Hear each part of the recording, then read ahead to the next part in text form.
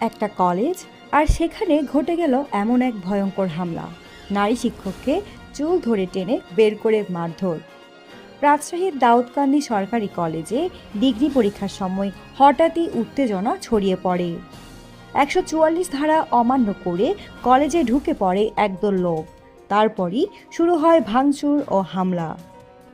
অভিযোগ উঠেছে, হামলাকারীরা কলেজের অধ্যক্ষের কার্যালয়ে ঢুকে ভাঙচুর চালায়। নারী প্রদর্শক আলিয়া খাতুনকে স্যান্ডেল দিয়ে মারধর করে চুল ধরে টেনে বাইরে বের করা হয়। এমনই ভয়ঙ্কর দৃশ্য ছড়িয়ে পড়ে নেট দুনিয়ায়। ঘটনার সময় অধ্যক্ষ আব্দুর রাজ্জাক আহত হন। তাকে ও আলিয়া খাতুনকে রাজশাহী মেডিকেল কলেজ হাসপাতালে ভর্তি করা হয়েছে।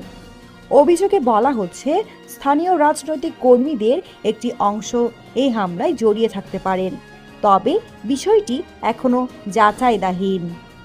একটি শিক্ষা প্রতিষ্ঠানে এমন সহিংসতা প্রশ্ন তুলছে নিরাপত্তা নিয়ে।